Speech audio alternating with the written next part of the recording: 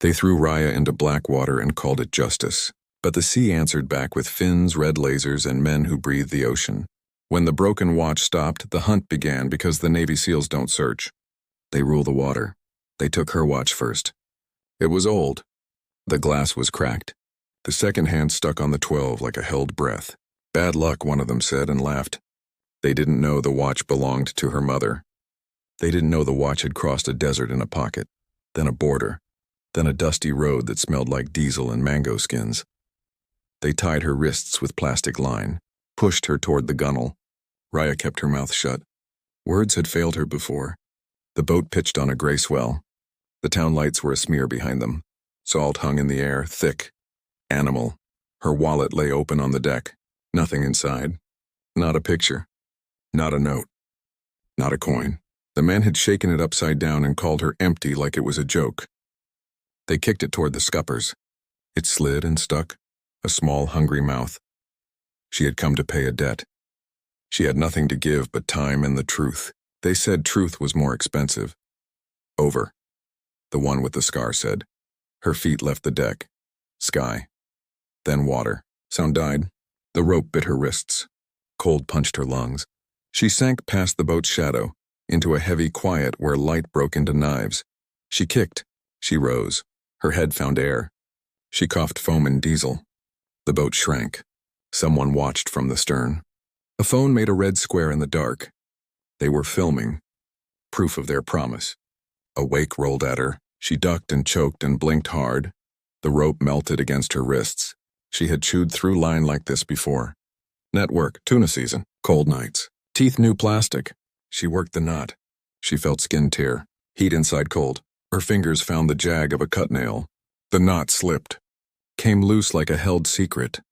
She turned onto her back and floated. Above her the sky was ribbed with cloud. A gull cried once, then was gone. She thought of the road to the pier that afternoon. Dust rose behind her as if the town were being erased. A boy chased a tire. The tire made a clean circle. The boy laughed. In her pocket, the broken watch had ticked twice and stopped again. As if it knew, she counted breaths. 1 to 10, again. The current took her east.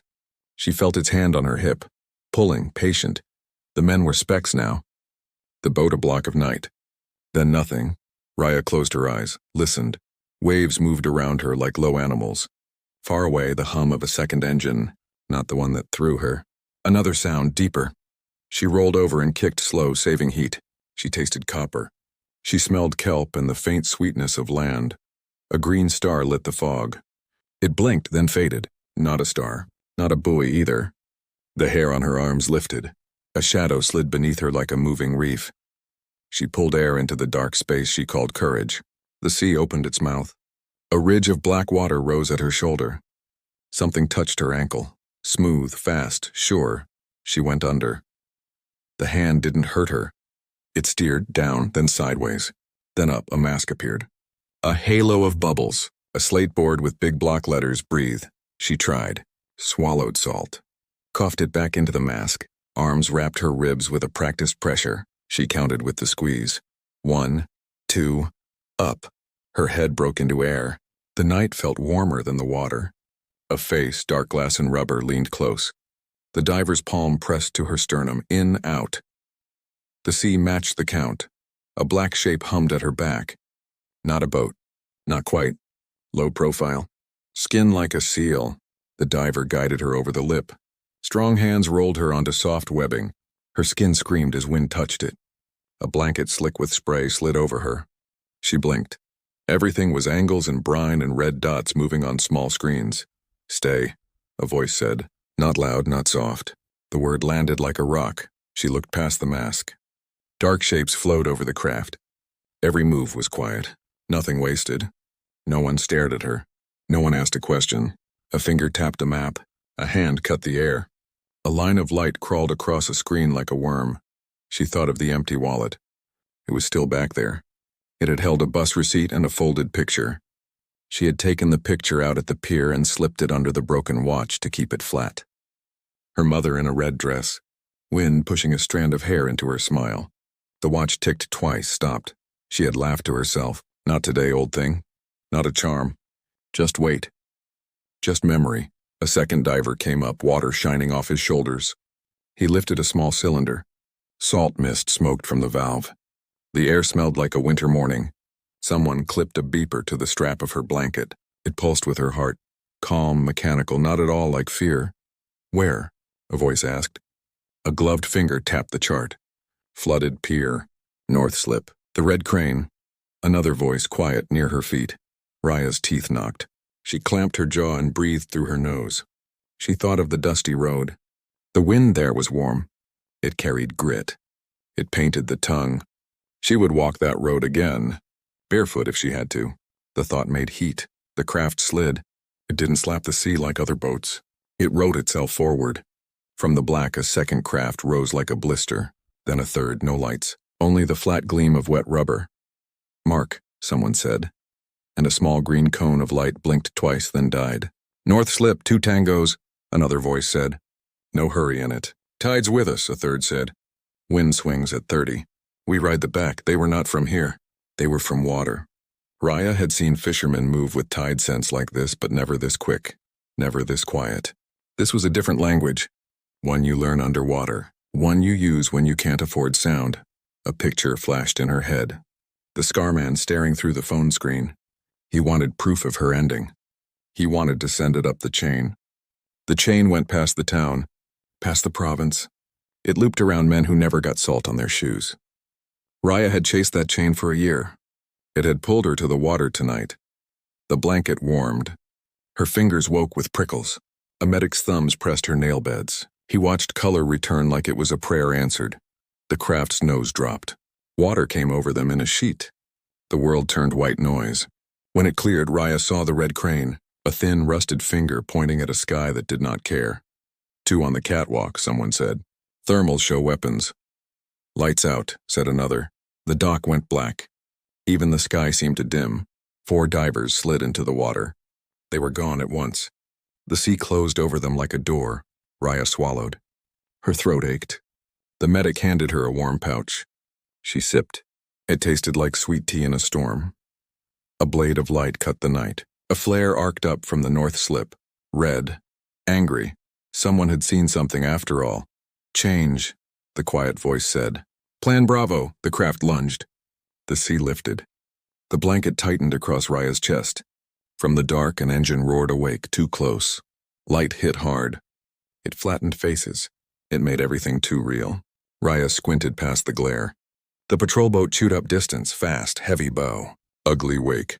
Men yelling. The quiet man didn't yell back. He tapped 2 fingers. The craft knifed left. Spray lifted into the beam like thrown glass. Someone fired from the pier. The sound was small, like rocks in a tin. Sparks leapt from the patrol's rail. The shooter missed. They used the light like a leash. When it swung right, the craft cut left. When it snapped back, they slid under it, calm, mean. "Their prop guard," a voice said. "We clip it, soft. Copy on your exhale." 2 black shapes rose, just their heads. A hand touched metal. The patrol roared past. Raya felt the vibration through the wet deck. Then a scrape, a bump, a sudden cough from the patrol's stern. Sound changed. Lower. Like the sea had bitten it. The beam jittered. It blinked, went wide, came back thin. "Now," the quiet voice said. The second craft surfaced inside the patrol's wake. It threw slop into the air like a kicked bucket. A hook flashed, rope sang. The patrol's nose buried. Someone went to a knee. Someone swore. A hand on Raya's shoulder pressed her down. Not to hide her. To keep balance. The broken watch at her wrist, no, they had taken it. She felt the phantom of it. A circle of absent time. "Skin wore the memory like a ring's ghost, Bridge," said a voice near the bow. 2 shapes. "Not ours," said the medic. "Blue jackets." Wrong stance, Raya knew those jackets. The local harbor patrol had handed them out last year. She'd photographed the ceremony. The man who gave them stood smiling on a stage. He had a clean face and a shadow for a heart. She had mailed that photograph to a law clinic in the city. It never came back. The patrol's light swung away. The beam found the north slip. It kissed the red crane, climbed it, then fell. A diver's head broke water and disappeared. Another surfaced near the catwalk, lifted a palm, and the catwalk lights died like startled bees. "Clear," the quiet voice said. "Package?" Raya stiffened. Package, that was her. She was a thing now, a task. That felt strange and safe. She left the blanket on. The deckhands made space for her feet. She stood. Her legs were weak but remembered their job. A shape leaned from the craft's nose and signed with 2 fingers by his jaw. The motion was smooth. She didn't know it, but the others did. The whole deck shifted a half step. Like one animal. They slid under the bridge into a channel of cold air that smelled like iron.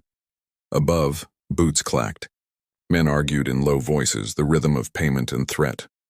Raya thought of the dusty road again. Small stones, dog prints, 2 men sitting on oil cans playing cards.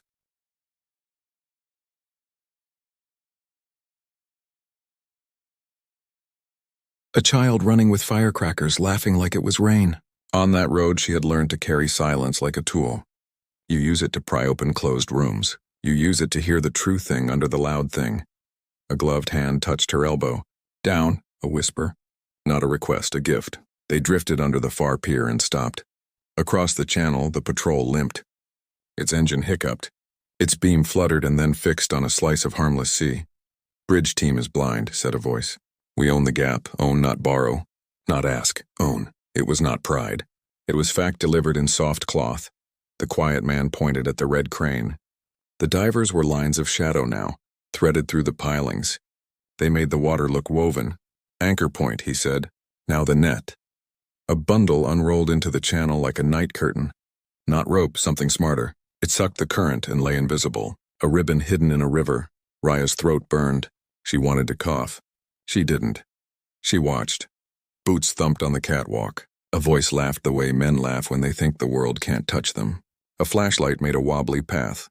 It pointed at the place where the current was no longer free. The man stepped. The man dropped. The net took him sideways. He hit the water with a sound like a deep slap. He didn't come up. Gentle, a voice said. We're not gods. Another diver slid toward the net's belly. His hand found the man. Turned him. The man coughed. He was pulled to a piling and hugged there by a strap. 2 more, someone said. Mark, said another. The patrol tried to turn. The crippled prop chewed the net. The net kissed the hull. Both boats felt that kiss. Now we go ashore, said the quiet man. Clean and quick. Raya looked at her hands. They were shaking. Not fear, fuel. She thought of the broken watch again. The second hand stuck on the 12. But if you shook it, sometimes it ticked 2 more seconds. She had learned from that. Even broken time could still move if you held it right. Raya, the medic said, as if remembering she was more than a task. You good to walk?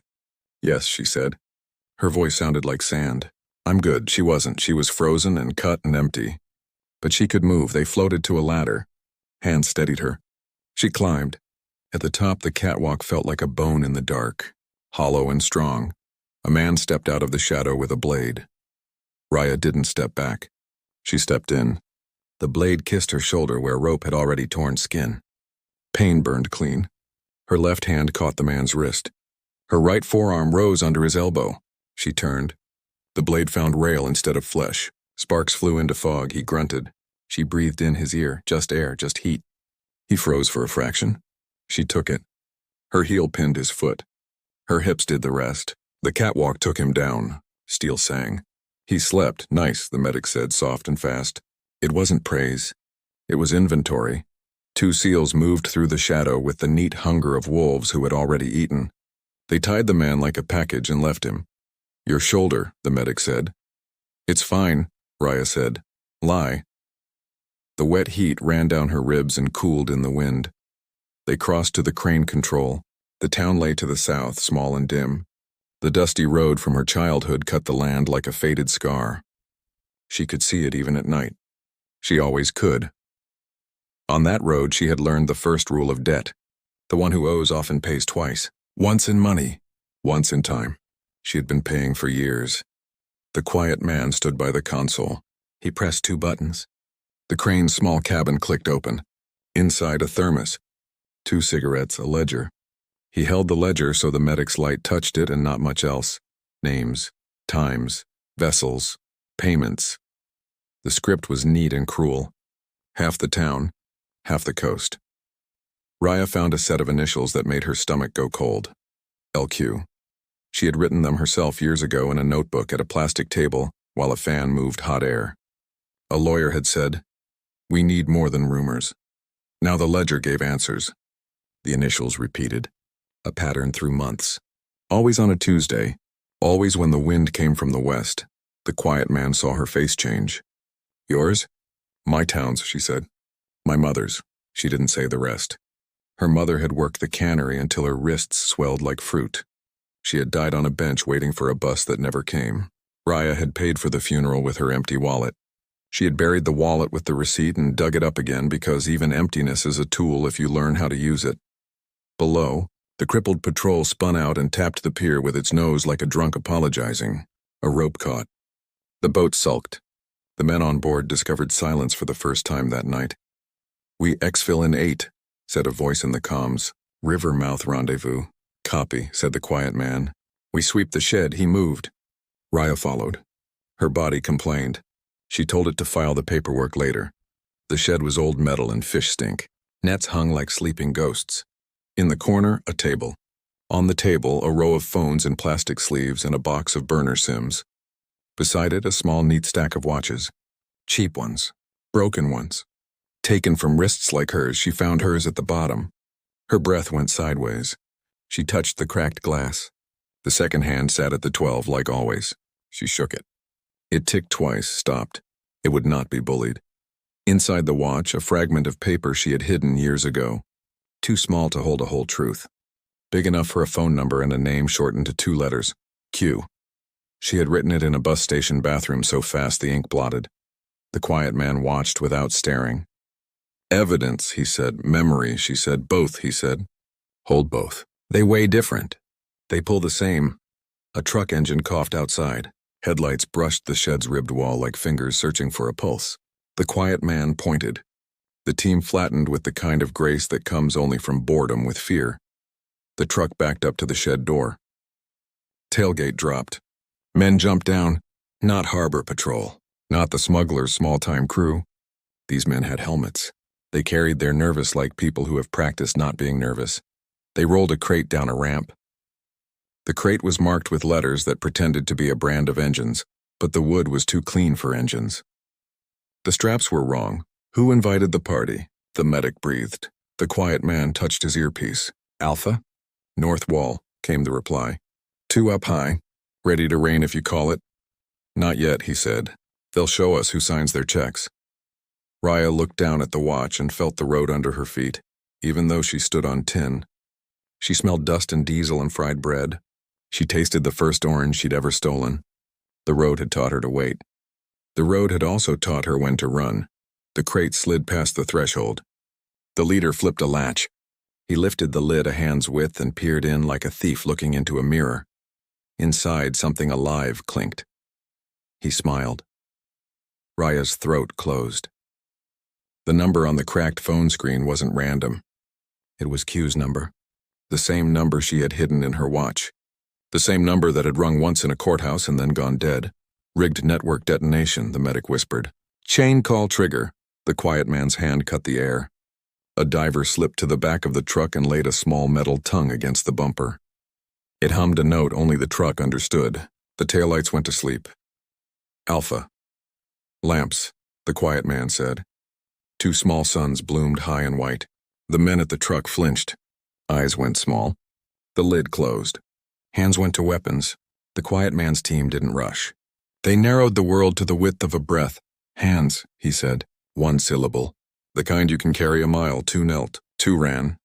"Let them," the quiet man said. Which was not forgiveness. Raya thought of the empty wallet. If she held it up to each man's face, would it reflect anything? Would it show the hole in them? Would it show the hole in her? A thin scream moved through the night. Not a person. Metal. The crane's cable slid in its spool, inching up under a weight no one had ordered. The red crane lifted its shoulder as if to scratch. Had its hook, not nets, not boxes. A small, dull submarine shape rose dripping like a seal with something wrong in its belly. The quiet man's head turned a degree. "Nothing else moved. Surge box," the medic said. "Stolen from the yard 3 months ago. Shows here." He sounded like a man reading a grocery list on a cliff edge. Raya couldn't stop shivering now. She tucked the broken watch into the bandage over her shoulder. The cold glass bit the wound. The pain kept time. The leader at the truck cupped a hand to his ear and spoke fast. Too fast, not reporting, begging. Raya stepped forward. Stop, the medic said. We have this. No, she said. Her voice carried the dust road with it. I do. The quiet man's eyes met hers. Dark. Still. He nodded once. A doorway opened and measured. Raya walked to the edge of the light. She lifted her empty hands. I know that number, she said to the leader. It belongs to a man who thinks he is a letter. He eats the town on Tuesdays. Tell him I'm alive. The leader's jaw worked. He didn't answer her. He aimed his words at the night and spoke a name with a question mark behind it. A phone rang. Not in his pocket. Not in the crate. In the office across the pier. A small, stupid ding-ding. The men with helmets looked at each other. Two ran toward the office. The quiet man raised a finger. A line hummed. Their feet tangled. They went down as if the pier had decided it was done with them. Gentle, he said again. To his own team. To the sea. To the moment struggling on its leash. Raya moved to the office door. It was unlocked. No one locks anything they are sure they own. Inside, a desk. A calendar with a girl in a bikini.